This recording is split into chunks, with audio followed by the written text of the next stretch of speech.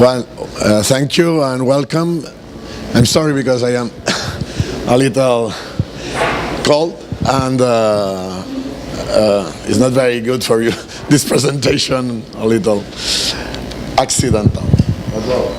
Well, I want to introduce you Richard Blythe. Well, in fact, it's an honor for us to have you here in your home.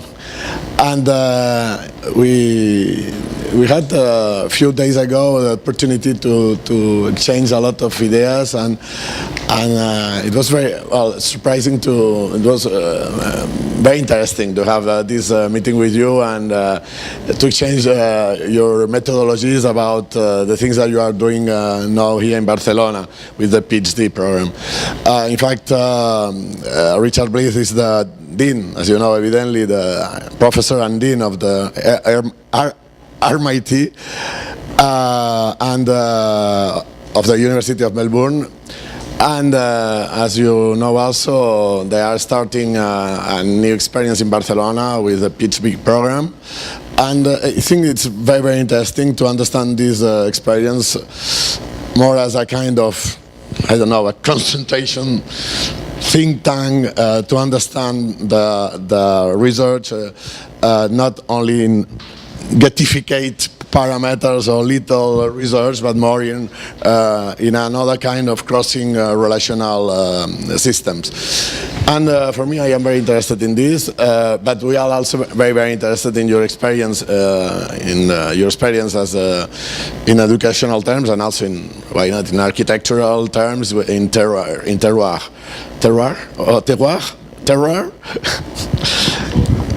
And well, Dr. Richard Blythe is professor in architecture, as I say you, and I think that he's also very serious, and because I didn't know you personally, but was very, very surprised in this idea to be absolutely very serious in the idea of research. You have put it also in his experience and also in a lot of programs of research in European grants with Marie Curie, etc. You have a very important implication with these experiences. And it's true that it's not easy to understand the idea of research in architecture sometimes. There's a lot of debates, but this is another thing, perhaps for the end of the... And in fact, now Richard is enlarged this program to the RMIT in Barcelona campus. We want to try to have a lot of collaborations about it.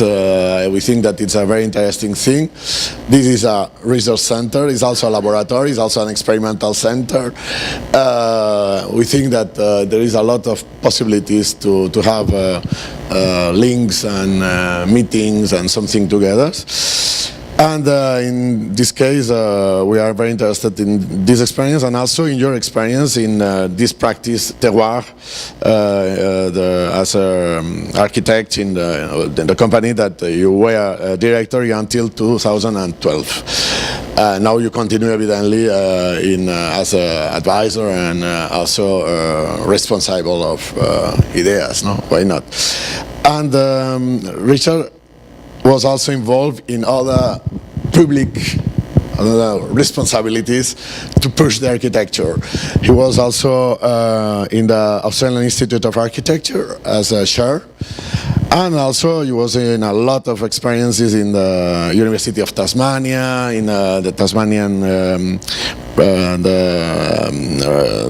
the government building as advisor, and also president of the Society of Architectural Historians Australia and New Zealand. He has been honored with different towers and prizes. I think that you have a lot. Yeah, just won the AIA Educational Medal. Now it's the Neville Quarry Architectural Education Prize. And for us, it's absolutely an honor and a pleasure to have you with us. And thank you. And I give you the stage. Thank you.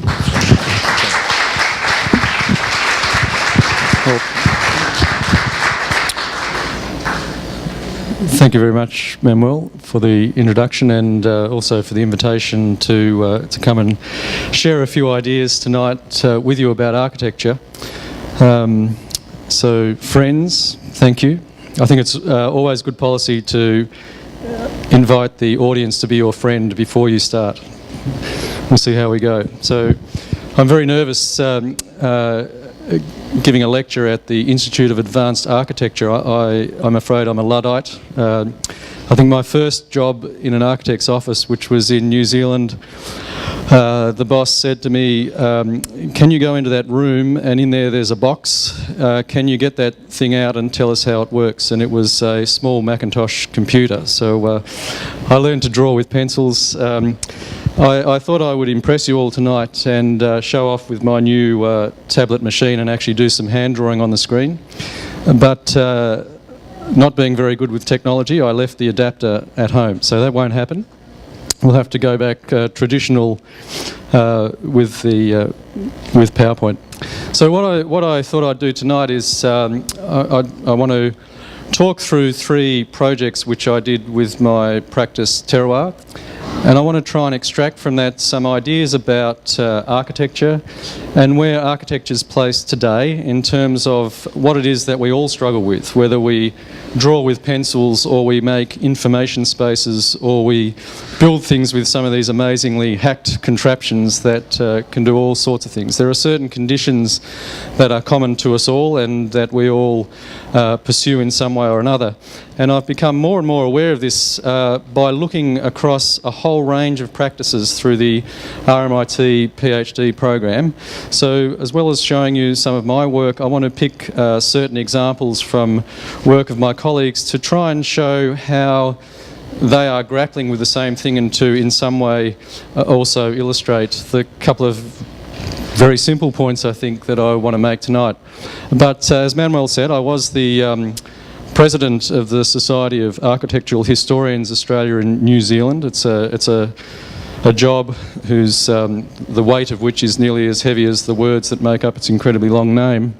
But in that role as historian, I thought I wanted to start. I couldn't help it. I thought I should start by showing you some examples of Australian architecture. Some of these ones you might not have seen before, but I thought I should share them with you. And it's just to make a very simple point that this was one of my better jobs before I joined Terroir. You get the picture. These are giant things, and I guess you could imagine this animal or this thing. This comes from a place called Penguin, the big banana. You get the idea. These are objects that people have invested quite a lot of time in making, and of course what they mean is this is people trying to in some way say this is what this place is about. We have bananas or prawns, or this is quite, I don't know if I want to go to this place, this is a bit scary. This is a curious one, but this is an earthworm. Slightly, maybe not obvious at first sight. This is mandarin. And this one's very subtle. This is a macadamia nut, half in husk. And this one I love because now we're getting quite sophisticated now. This is a joke. This is obviously a place with a big scary animal with huge teeth, but you'll notice, and this is an example of Australian subtlety. You'll see here this monster has boxing gloves, and of course you've all heard of the boxing kangaroo. So this is an architectural play. This is a town of sophisticated status. I should warn you, not everything that I tell you will be true. This is my father. And this is where I grew up, and it's obviously the wilderness, and I was raised by a pack of wolves. That's not entirely true, although my father has always regarded himself as a bit of a fox, and he was incredibly ambitious, so maybe it is true that I was raised by a wolf. Now, what I want to begin to talk about is the sorts of things that drive architecture more seriously, and to try and understand when people are making architecture, what is it that invites them to experiment and to push in the ways that they do? And this is not something that's really too easy to get to. It takes a little bit of scratching. So this is actually the place I grew up, not exactly here, but it's on the island that I come from. So now we're back in Europe, so we can look at serious buildings now. This is a building by one of my PhD candidates who's finished now. He has a very nice practice in Brussels called AGWA. It's Harold Fallon. And what Harold talks about is a condition that his practice operates in, which he called meta-arbitrariness. Okay, so he talked about a context in which there is so much arbitrariness around how an architect must work around the conditions of a project, that his practice has been all about trying to make ways of approaching that arbitrariness. And this is something that I find very interesting in relation to how you might make architecture now, because unlike those comical examples I showed you of the big prawn or something, there is no single theme that is very easy to pull out of our cities, the places where we live now, that everybody can see and relate to. So architecture has lost in that sense its ability to be some kind of singular cultural embodiment of a set of shared ideas. We live in places, yes, we have neighbours, yes, but then we're connected through the internet, and our cultures have become more complex in terms of how they are structured and reach out. So this has left, I think, architecture with a bit of a dilemma for a number of decades now. And I think after we've recovered from all the isms of the late 20th century, we are now all in this position where we search for some way of bringing some quality to projects which is not now based on some idea of that sort of singular symbolism that we talked about before. So in my own condition, and I want to talk about, in a way, my own personal fascinations, what draws me to make architecture. I grew up in a small island with a landscape. This is a picture of that landscape, which became highly contested. It was argued as being a last remnant of wilderness on the globe, and it was politicised. People marched in London, in Piccadilly, to try and save this very scene, this particular piece of river. And that was all happening while I was growing up. So if you played football on the football field in Australia when you were a kid at school during this time, you had to make sure you had the right opinion about landscape. If you had the wrong opinion, if you were on the wrong side of the argument, you would be severely dealt with. So for me, your understanding of landscape was politicised. So I want to talk a little bit more about what this picture is, because it's commonly understood as wilderness, and I want to try and suggest to you that this is firstly a highly technological scene, and secondly that it's more a garden than a wilderness. So the image on the left is also a wilderness. This is a wilderness garden from a gardening dictionary from the 1700s. What intrigues me about these two gardens is the three most important things in each garden.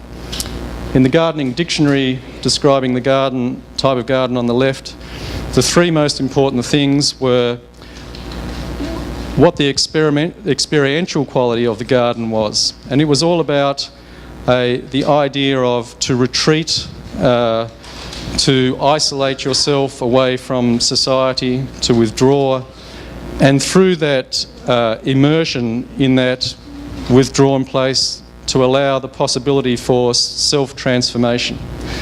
This is the single most important quality that is used to describe what the value of contemporary wilderness is. In terms of the garden on the left, the two most important activities were path making and weeding. And the two most important activities in the wilderness on the right are path making and weeding. So while at first they seem rather different, on second look, the way that they are constructed brings them much closer together. So my experience of landscape has led me to feel that even things that look completely obvious need to be teased apart a bit before you can really begin to understand them. So this is something that has been important to the way that I've tried to understand sites like this and then extending that into other kinds of sites. If I had my magic pen and I could now do a drawing, what I would draw is now I can tell you it would be a very beautiful drawing. You would be amazed at its beauty. And I would draw over the top of this as if I took a step back and I stepped behind Peter Dombrovskis, the man taking the image, and I would begin to show you what was there. And what would be there would be a very large format camera on a tripod. He would be wearing Gore-Tex pants and gaiters. He would have freeze-dried food in his knapsack sitting on the side of the river here. This guy he's only there in this space suspended by technology. He cannot be in this place for more than a couple of days, not even that long perhaps, without that technology. And this image arrives here with us, and it arrived all over the world as the key image that fueled the debate about what this landscape was. It arrives with us only through technology. And we're very lucky it arrived here tonight because we had a few technical issues, but I'm very glad that it is now here and on the screen. So this is, as an image, it's a technological construction. So this is the first building that I'll talk about of Terroirs. It's a place called Peppermint Bay on the island of Tasmania. So when Terroir begins to think about buildings, it begins to try to tease apart what is the condition of the landscape that building will sit in. And to this end, we would understand even something like the city of Barcelona as a landscape of many layers and elements. And we would not take it as a single received image, but as a layer of contested and different interpretations. So the building, this is the entry. It's approached along the edge of a waterway on a winding road, and we begin to imagine what the building is, not at the front door, but at the beginning of the journey to the building. So we begin to imagine this winding path, and that the building itself is an extension already of the experience of arriving at this place. And we're very concerned about what happens as people move through. You know, it's a scenographic thing in the landscape that somehow works as a contraption also to... the audience seems to be creeping out slightly to the left. This is good. It's a contraption somehow also to invite us in from that landscape, but also to in some way take us back out into the landscape in a slightly altered way. And here's my beautifully elegantly drawn picture of the camera. So in trying to understand this landscape in this technological way, I would now draw, you'll have to remember the line, how you could imagine someone arriving, coming through and into a room that then extends into a space beyond. And so for us, every room isn't just the room that's in the building, it's also the room that embraces the space that sits outside of the building itself. So for us, the whole building is somehow an extension of that landscape. And so we try to imagine how the building itself might bring the landscape in, and how, having come into this space, somehow you are adjusted somehow in how you see that landscape. And having had this experience, you can never quite see the landscape in the same way twice. So we're interested in how you can create those kinds of movements. So to step back a bit and to talk now a little bit about how I see similar concerns with trying to tease apart very complex and layered notions of context, which is another way of saying landscape in this sense. I want to talk about some of the work that our colleagues have been doing through the PhD program. And this is an image of CJ Lim presenting his PhD in this beautiful Catalonian vault last week. And on the way through, I can show you just a few snippets of how this PhD works. So this is CJ presenting a series of his projects to a panel of assessors and also to an audience. So our PhDs are about doing work, doing architectural projects, and then they are presented to the assessment panel as an exhibition. I'm going to talk a little bit, this guy here, this is Harold Fallon, who's Mr. Meta Arbitrariness. I showed you his blue building before. I'm going to talk a little bit about this guy, Jo Vandenberg, who, and this is his PhD captured in a beautiful built object. And I'm going to talk a little bit about some of the stuff that sits underneath his practice. So I want to not talk so much about the buildings these people produce, but to try and look at, again, what is it that is their urge, the urge that drives them to make the architecture. Because as we all know, it's not just solving the problem. There's something that drives us beyond the problem and extends us to keep making architecture in a certain way that is beyond the definition of a particular problem. For Jo Vandenberg, he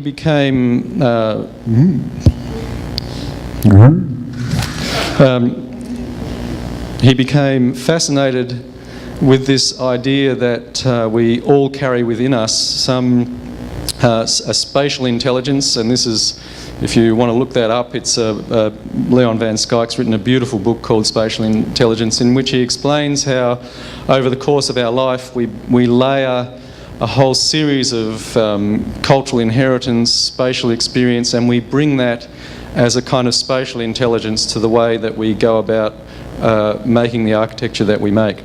So in my case, you know, the spatial intelligence is informed very much by that complex set of ideas about the contested landscape.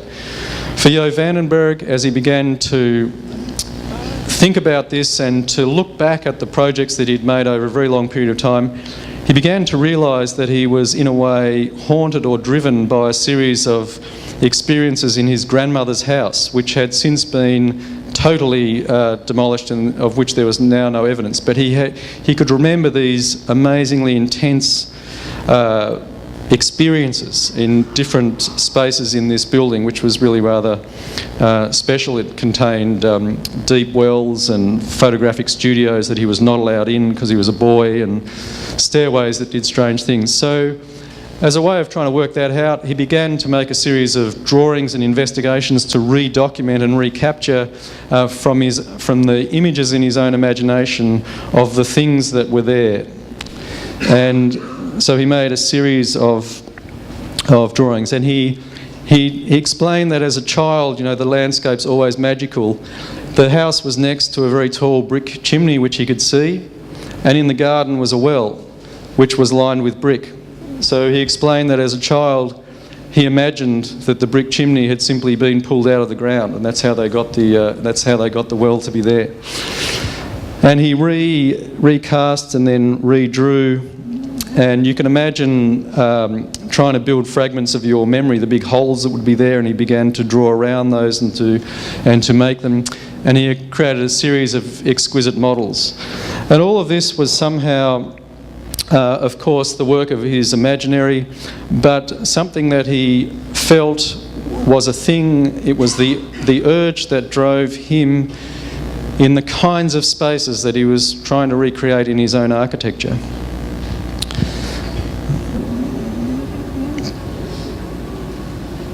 But what we also notice is that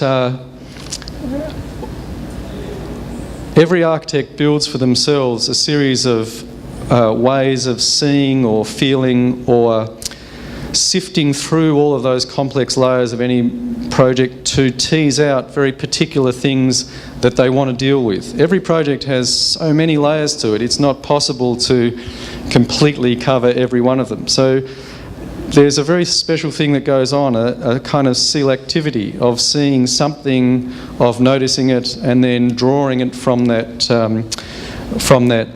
substrate of a project to begin to work with it in a special way. And this is a boat shed that Jo Vandenberg built at the same time that he was going through that process of drawing out his grandmother's house, as it were. Another person that we work with, Peter McFarlane, is a guy who designs and makes graves, and he tells a very beautiful story of visiting his grandfather in hospital and standing at the end of the bed. And of course, as the guy who makes graves, he had this horrible sense that he's standing at the end of his grandfather's grave, seeing his grandfather in the bed, and he's an enormous man, big stonemason, and he said, the urge that I had was to climb into bed next to him and to hold him, my dying grandfather. And this changed completely the way he saw how you would make graves. That rather than things that you would stand outside of, you would make spaces that you would lie in, and that you would try and understand the kinds of rituals that people would go through when they visited graves. So he spent a lot of time in graveyards watching what people did, not driven by any kind of religious idea of ceremony, but looking for the kind of habitual patterns of life. And what he noticed, I'll just show you one example, what he noticed was that people like to leave a small change, to leave an item or to move a stone. So he would create these little opportunities for habitual ritual in your engagement with that grave. So he's drawing on his own kind of substrate of concerns that he then turns into ways of seeing opportunities in projects. Actually, this person's sitting in the audience, and she presented her PhD last week, and I want to talk about her very beautiful work also in these terms.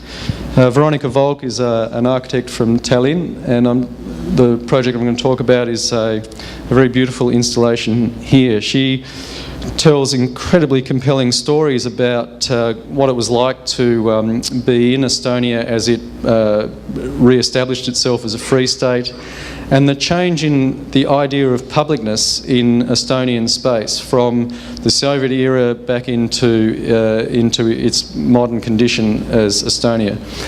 I feel quite awkward telling Veronica's stories in front of Veronica. She can correct me if I get these wrong.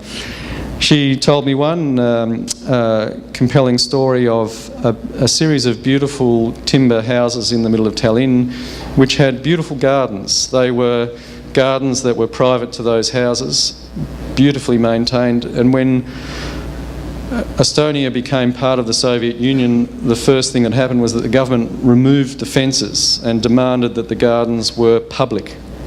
But what happened was people lost a sense of what you would do in these gardens. So the gardens disappeared and became a kind of wasteland. And with the re-establishment of the new Estonian state, this problem wasn't solved somehow. So what she could see was there was no sense of what you would do in public space in the new Estonian space. So it had to be reinvented. And you can imagine from this kind of heavy condition, another story she told me was walking out onto the frozen sea to look at a building that had been used as a jail during the occupation, to hear the click of a rifle and the Russian word shoot come across the ice. I mean, these are really quite intense experiences. So her response was to work with concepts of joy, to try and create lightness of moment, and to create installations that did something, that somehow captured people in some way, and in a way that would inspire new ways of thinking and imagining what would go on in public space. And this particular installation is an installation of contraband CDs that the police collected over a long period of time, that she somehow talked the police into giving back to her so that she could, with her colleagues, create this beautiful flower in the middle of public space. On the weekend, as well as the examinations, there were architects who are partway through their PhDs telling us about these very things, trying to get at what drives them in the way that they make their work. And this guy I want to talk about I want to talk about the work of Steve Larkin. This is actually Tom Holbrook, but Steve Larkin's picture didn't work out so well. So we'll pretend that was Steve Larkin talking to his colleagues in the room, trying to explain something about the sorts of landscapes that have driven his imaginary. And of course, this is a Google Earth image of Ireland. Now, Steve Larkin tells a story of learning oral histories in Ireland, sitting around in kitchens telling stories about the landscape, but also of playing the fiddle, and where fiddle playing and singing is part of a community activity. So talking to each other, and he began to talk about the non-language side of our cultural landscapes and his cultural landscape. So he talked about how he feels space in that oral kind of way. And so he talked about projects that he'd done where the note of G is extremely important in that particular Irish music. So he would tune the space to give a resonance that was, and he called it, so that it had a chocolatey resonance. I thought this was amazing, that sound would also have a taste. You know, you couldn't say it in a word, but you could explain what it would taste like. And in this case, it would be a mechanism here that would also tune the space, but of course he's working with the surfaces and so on. But to imagine that this is then some simply technical exercise that he's talking about would be a mistake. His understanding of the oral or musical quality of the landscape ran much deeper. It works for him as a kind of way of even seeing the landscape. So as he's talking, I was making this drawing, and he would talk about precedents, rooms that had a certain resonance, where the choir were here and the sound in this space would be very precise, and as you moved out into the aisles it could become less precise. He talked very much about the poetic of the intimate interior. So he spoke about this sitting around in small spaces, around tables playing the violin, the sound of the violin in a tiny space. So not music as a performance to an audience, but music as a way of passing something on. And he talked about that sense of intimacy. But what he was really doing, and he spoke about how even the way the landscape was divided is a certain thing that has a pattern and a resonance within us. But what he was really doing was using music as a way of looking, as a way of seeing something. And he was feeling both his own architecture, but also the spaces that he went into in terms of that oral history of space. Another young Irish couple looking at, I mean, this was very interesting. They come from there's this very strong minimalist, modernist tradition that's incredibly powerful in Dublin. I mean, beautiful modernist buildings. But here's a young couple thinking that they are Louis Kahn. What does the brick want to say? I mean, I've listened pretty carefully, but I've never heard a brick say anything. And here they are thinking that this is what they're doing because, of course, this is what they've been taught. Creating this is a glazed brick set in the brick wall, where they asked the brickmaker. They thought, we'll make these glazed bricks, and we'll ask the brickmaker to be an artisan and to create a pattern on the wall. And when they came back, all the bricks were just lined up perfectly without any pattern at all. So they had to then re-educate the brickmaker and encourage him very much to try and make some pattern. And what they've begun, and then they're very interested in the purity and honesty of structure. But what they've begun to see is that there's something else that drives their work, some kind of fascination which goes beyond simply that minimalist sense of modernism. And they told stories about working in London for a time, of experiencing particular Greek town square spaces, but of also travelling to Asia, and how that has built and teased out their sense of how they might see the world. And what they began to discuss at this last weekend was this idea that perhaps, rather than Kahn, what they might be interested in is some kind of immersive space, where the space takes on some kind of resonance through the delicate combination of its elements, which goes beyond simply those pure, more pure and singular ideas. So I want to come back now to some of my own work and this, also this, what architects do when they're walking around. You know, they notice stuff. So this is me in China noticing trade on the side of the on the side of the road. I was there talking to the Chinese about mega retail projects. I mean, so huge that they were, in a way, madness. What they wanted was sort of super large versions of Western shopping malls. And what I was trying to explain to them was that here are some incredible patterns of trade and of retail that might offer better solutions, new ways of rethinking retail and commerce in a Chinese sense. And I realised immediately that when we'd been working on that first building I showed you, these were things that we had intuitively been looking at without really even understanding it at the time. This is a typical roadside shop not far from the building that I showed you first. And it looks very temporary, but I can remember this building from when I was just a small child. It's been there for 60 years or something. The farmers trading out of their roadside shop with a very simple car park and sheds and things on the side. And so it seemed less of a wonder to me that we had simply put an asphalt car park edge right up to the edge of the building to let people come in a very simple way. And stacked all along the side of this road were timber apple crates that, when we were thinking about material for the building, we had intuitively brought into that project. And in fact, this was crushed stone from the road. But for this particular project, there was another problem, because you can see in the image this kind of scale of the landscape. The client wanted an iconic building, and he had in mind something that would be so striking that people would never forget. I think he wanted one of those giant merino sheep or something, or a giant prawn.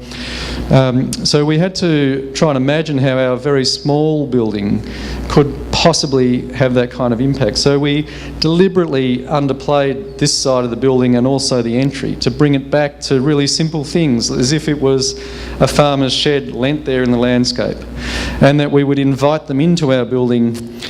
And we were thinking that inside we would do something. And of course, we're all the time thinking through architectural precedent, Utzon's Arksvad Church, and then this one, very poor images, but this is Adolf Loos's Villa Müller in Prague, a building that I'd been to, and it was before the building was open to the public, and the guard looking after the building had seen two of us walking around. It was minus 15 degrees. And he'd come out and indicated we should come over, and he told us that in diagrams, because we couldn't share language, that his boss was going to leave soon. So if we just did another couple of laps, he would let us in. And we went in, and he said, no photographs, no photographs. So we put the cameras away. And then he began to take us through this building, showing us all the details. And by the end of our stay there, he was holding things so we could photograph them, and we were drawing them. And then, thankfully, I have a lot to thank Adolf Loos for, because inside he created two stairs, and we overstayed our stay by far too long, and the boss came home. And he came in and went up one stair, and the other guy ushered us down the other stair and out the back door, so we would be not found. But this interior was a magical interior through the striking contrast between what was going on the exterior and what was going on the interior.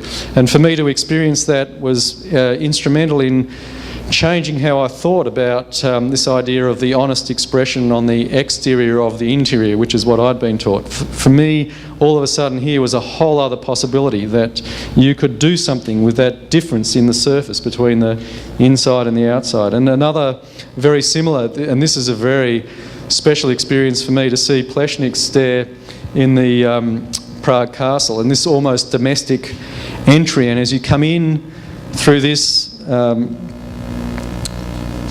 very small entry out here, and then you stand on this balcony on the side of the castle wall, you then look out right across the whole valley of Prague. And it's a very interesting experience because you come from the internal courtyard into an interior, and then you're standing on the stair, and it's as if the whole valley of Prague has been cast as a new room.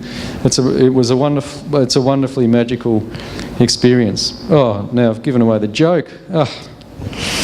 So, one of the ways that we like to think about our buildings is like this, and now I ask you, do you know what this is? And you say, no, it's a hat. And no, this is the story from The Little Prince, who says, no, it's not a hat, it's the snake that swallowed the elephant. So this is what we tried to do with that first building, was to create something that as you came into it, it all of a sudden opened up into a new kind of world which was not so visible on the outside. So I want to come back to this idea that what architects do, if they do anything at all, is that they build the opportunity for a project of a certain quality to emerge. And this can be in so many ways. I mean, we can do anything now. There is no canon, there's no rules about what you might do. So how is it that you begin? And yet all of us manage to begin, and we manage to do things in all kinds of ways. This is a image of a set of email exchanges that was part of the design process. It's telling me to hurry up or something. Am I running behind time? During the design process on a competition that we entered for the Prague Library. I'm sure some of you also went in that project. But I wanted to talk a little bit about how we went about layering that up. So with something like the competition for Prague, we begin by surfing through as much as we can. What do we know about Prague? Funny things happen. I can remember in the city of Hobart, it's about as far from Prague as you can possibly get. But one of the most powerful theatre experiences I'd had as a child was getting on the school bus in Hobart, going down to our little local theatre and sitting in the theatre and watching a performance by the Black Theatre of Prague. And I can still remember the scenes from that performance. And then, of course, telling stories about going to Pleshnik's stair, about going to Adolf Loos's house, about seeing the Cubist stuff. And then the stories about all the political history of Prague, and the idea that histories are not innocent. You know, there are things that can come out of history that can change the world, and this is the reason why dictators and despots, the first thing they do is destroy the libraries so that the history can never be discovered.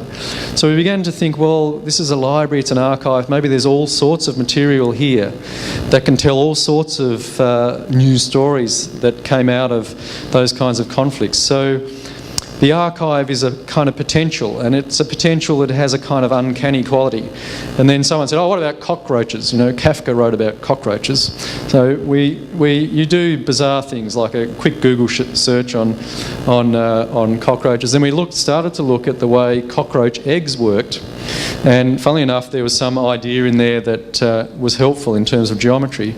So here's this kind of, in a way, unreliable connection that in any other kind of research discipline would be dismissed. But for architecture, this works. This idea of somehow finding the thing that can find some resonance in a project. But not only that, the layering up of all sorts of ideas to find some kind of potential for a project. And, well, of course, we would surf through hundreds and hundreds and hundreds of things, and many of them would become completely irrelevant to the project. So there's a certain point where the information that we've surfed through is somehow condensed into a particular fragment, into some set of rules or some idea about what the project wants to be. And this is a selective process, so it's hierarchical information in that sense. How do you create enough hierarchy in the information to know how the project might go forward? And then it works its way out as a building. So what I hope that I've been able to do is to begin to talk about how in every practice. There is some kind of topology of urges and fascinations. The fascinations are the things that attract us to something. You know, you become, for me, you know, I become fascinated by the landscape and about its multiple constructions, technological, social, political. And so you tease through your fascinations, and from those come a set of urges out of which you are somehow pushed as an architect, as a designer, to keep changing, to keep experimenting with what you do. To return to a beautiful project then of Veronica Volk, and this idea of how do you create experience that can change people's idea of publicness. Again, using this idea of delight and of joy.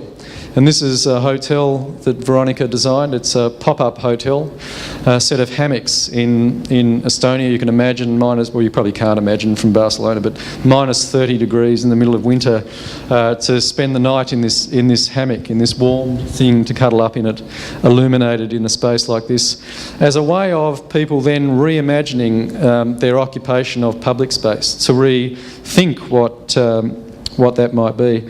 Or an insertion inside a very small tower, and you can just see this stair. It's the analogue version of the electronic piano stair that was built.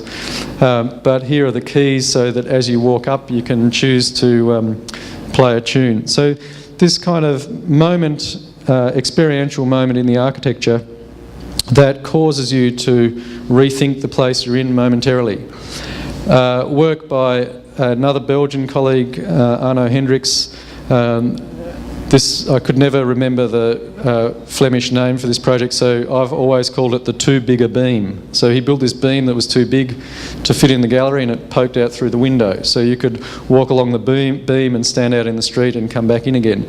And what he called this was, he refers to his work as an exercise in trying to substantiate displacement. So somehow he would find some form, some way of creating a thing that caused some displacement, cause you to be shifted out of the place you're momentarily in.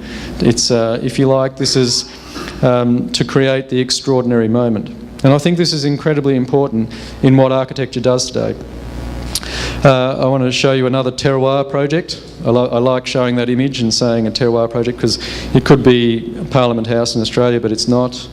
It could be maybe the Science Museum, but it's not. It could be this beautiful installation, but that was by another fantastic architect, Durbach Bloch. So our project's this little one here. But we got to do two of them because there's one on the other side.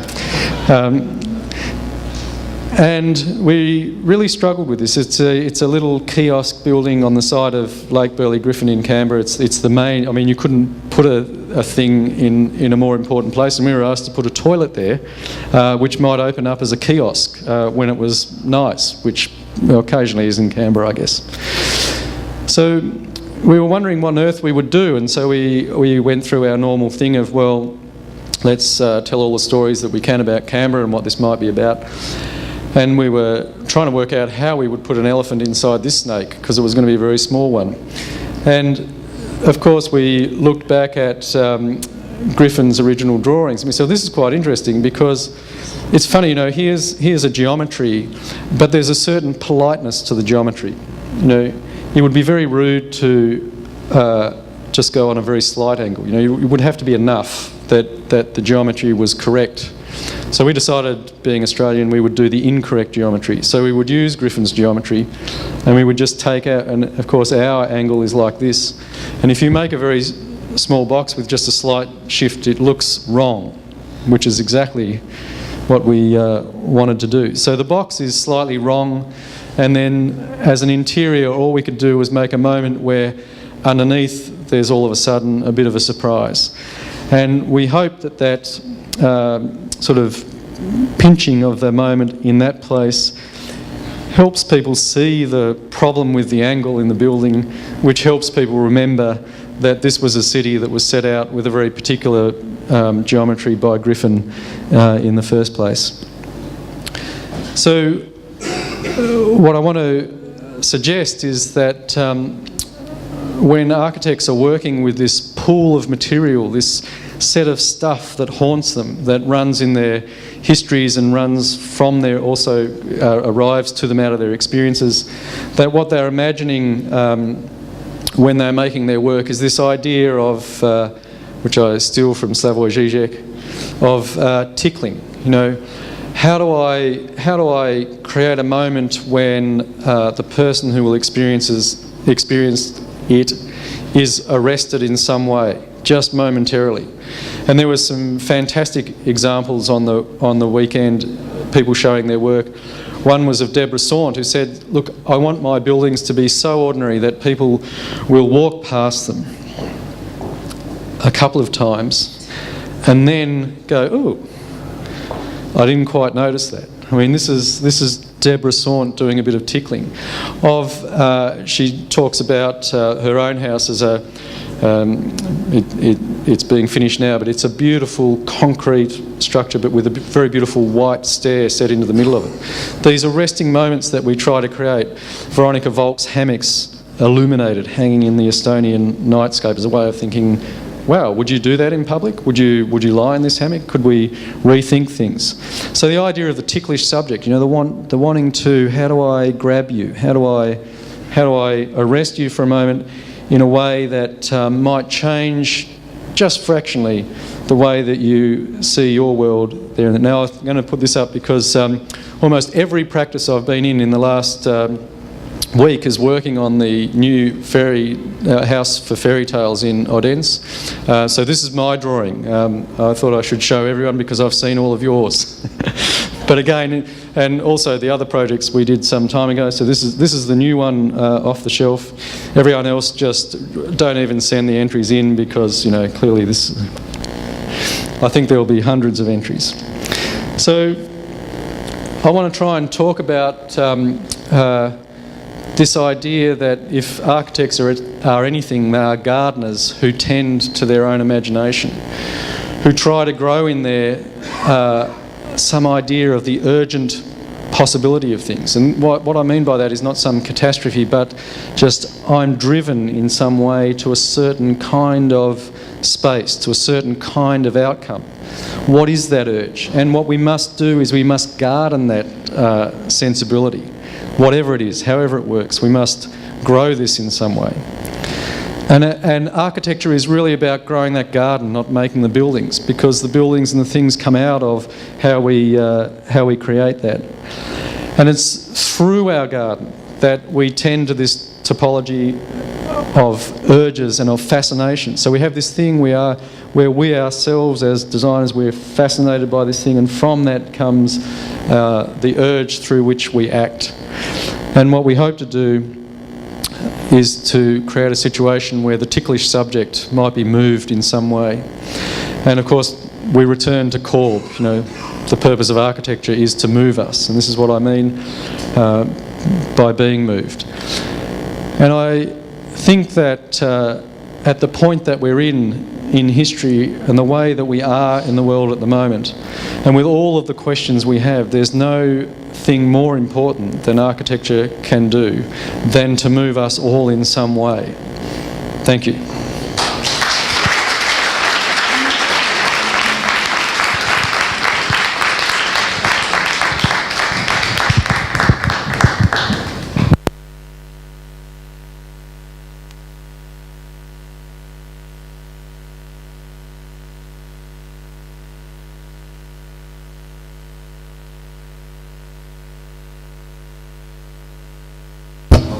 Questions or interaction with you?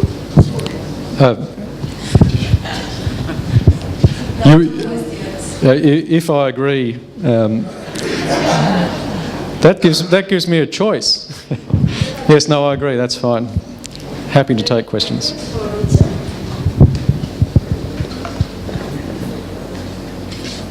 I can word them up. That's sometimes I do it.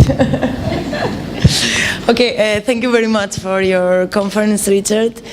I think during I kind of enjoyed very much all this game of mixing sensation that you take out of the presentations of the work of your of your PhD students and your work, and try to put them together into presenting like architecture as a tool to change how we perceive the space, and to, let's say, create different emotional conditions. And I think that is great. So I kept with this idea of architecture is a tool, and what I wanted to ask you is that do you think that, I mean, which are the new means that you think that the new generation of architects could start implementing in their architectural space, so that they can enhance even more this action as a tool, and try to tackle different kind of situations of our environment? Thank you. It's a very good question, and I think there are different sides to that question. And what would be, partly, of course, you're asking a question about technologies, and of course, what I showed with the wilderness image with the camera over the front was that, of course, this is a technological instrument. You know, we see the world differently now through a camera. That's not new. I mean, this is 130 years maybe. We see the world differently with Google Earth. You know, the way that we understand sites now, it's changed our eye. Steve Larkin, the Irish fiddler, you know, he sees the world through his ears and through the instrument of the violin. So these are all instruments and all technologies that we use. So for me, there's nothing magical or revolutionary about any new technology, but it's also extremely important. And to try and hint at why it's important, I can talk about experiences working on restoration sites, trying to recover buildings built with technologies that are now no longer available. And there are several problems here. One is even the availability of the material in the first place. We cannot get this wood anymore. So how can we replace this piece? And then if you can get the wood, how do you cut the wood? Because there's no saw now that leaves the mark that the technology that was available at the time would leave. So what this tells us is that technology and making are intimately connected. You know, it's not possible to make things now, even from 20 years ago. It's already radically changed. And we're in the middle of another set of radical changes, of course, with all of our contemporary means of not just imagining space through digital tools and digital projection, but then even making things, and through digital fabrication of all kinds, including the most recent sets of ideas about what 3D printers might do. So technology for me is intimately connected, but it's not the whole story. To think that this is the only thing that will be important in terms of of the new imaginary of the places that we will make for ourselves, this is not enough. So for me, there's always several layers, and architecture can choose. And they are always in combination, but architecture is free to emphasise one or the other, and emphasis of any one of them to an extremely high level can produce beautiful and compelling results that are completely relevant to our time. And I think those things are one, the big questions. This is what must we solve? And there's plenty to solve. Okay, so we know what they are. It's changing urbanisation, it's climate change, it's water. You know, we can point to big questions. The second one is technologies, pushing technologies and trying to understand what new technologies can do. Mark Burry, my colleague who's talking tonight on the other side of town, working on the Sagrada Familia is trying to work out if carbon fibre can be used to finish a couple of things in the top, because it's all got a bit heavy. So this is pretty interesting in terms of a highly technological solution in one of the longest standing building projects on the planet. And the third one, and for me this is where my heart is, so I apologise, I'm a poet, not a technician, but for me the third thing is what I would call enduring human themes. These are things that are true forever. If you go back through the great poets, we all fall in love. I hope we continue to do so even if we have 3D printers. And somehow architecture will always engage with that. I mean, I'm just seeing Eva there today telling me beautiful stories about her spatial imaginary of how people are, they're in the corner here and how they see themselves in relation to the public space. These things, some of these things don't change. So for me, architecture is always the coincidence of those three things in some way or other, and they all have to work. But in great projects, at least one of those things is accentuated to a very high level. I hope that is an okay answer.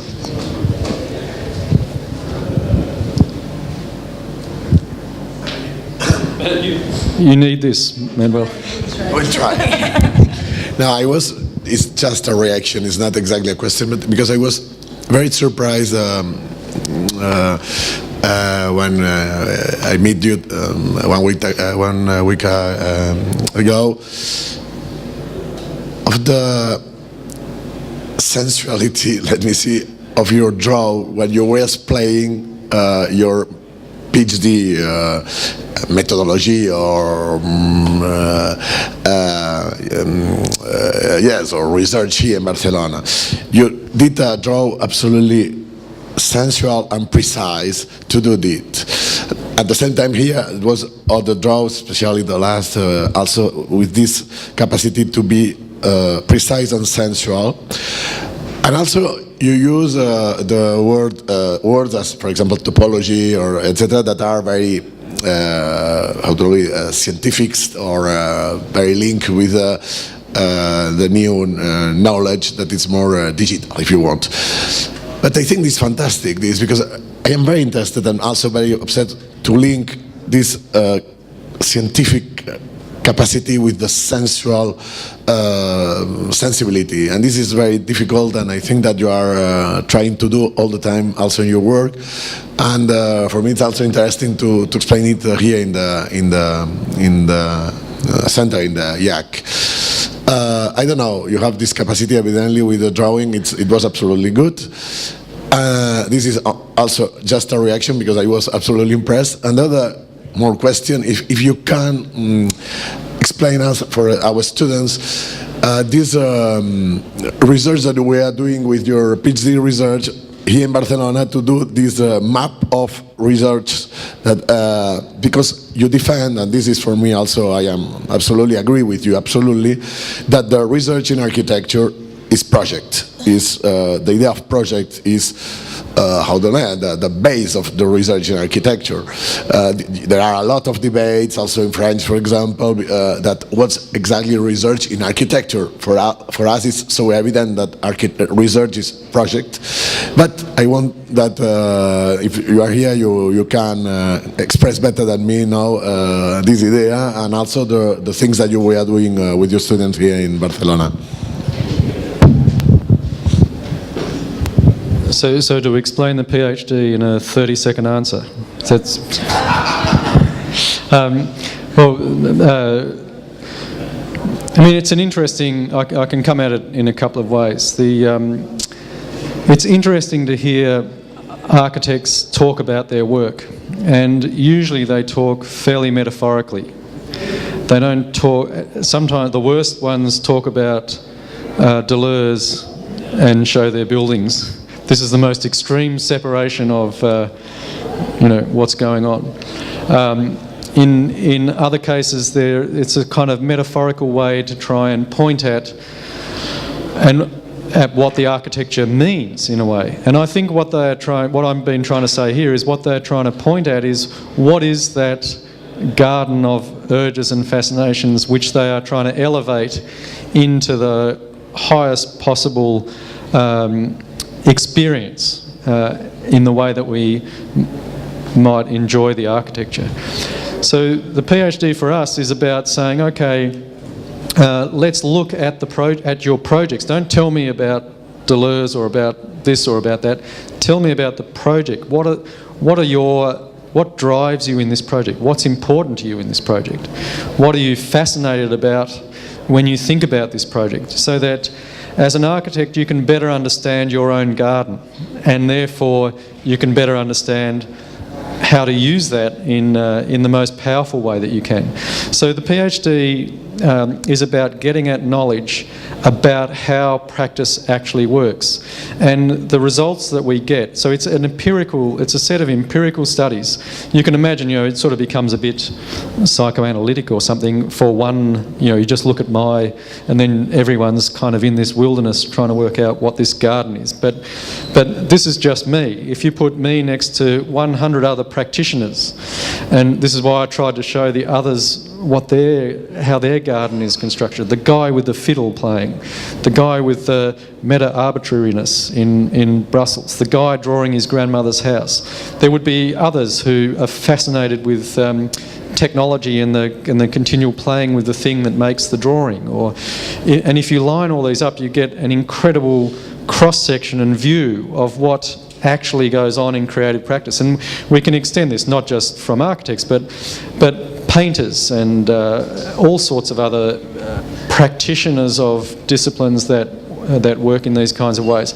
Then we can see how that body of knowledge about creativity works. And we already see how problematic earlier scientific external views were of that. So if you look back at design methods thinking from the 70s, maybe even slightly earlier, how problematic this was, because it looked for generalisations. It looked for how would designers all be the same.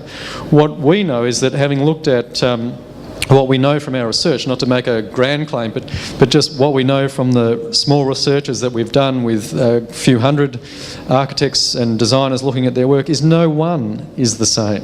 Everyone has a different garden. And so this is where we understand that the job of architecture is to, in fact, design the garden, to make the garden before you can make the architecture, in a way. And the quality of the architecture, I would contend, I'm going to make a hypothesis here, the quality of the architecture depends very much on the quality of the garden. You need that there to be able to make something of great value. And I think this is very interesting in our place and time. I think this is unique to where we are, because everything that I'm talking about, of course, is extremely personal experience. This is I'm moved, I'm engaged, I'm tickled.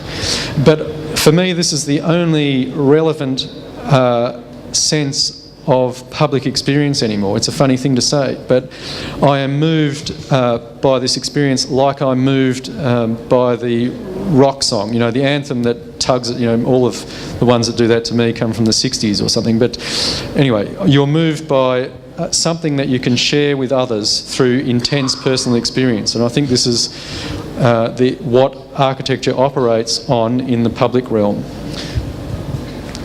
So to come back to the PhD, what we try and do is to invite architects and other creative practitioners to begin to investigate in their practice, and then to look at their practice against that of their peers, to be able to see themselves as part of a community that they work with. And we all know really great architects do that anyway. They all know who's, such and such is doing that over there, I better, and this is their...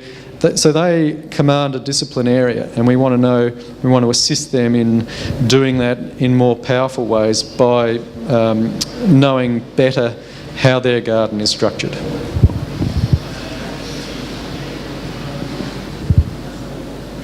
You're going to go away thinking I'm a gardener. If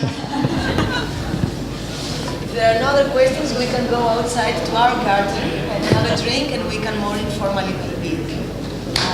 Thank you very much.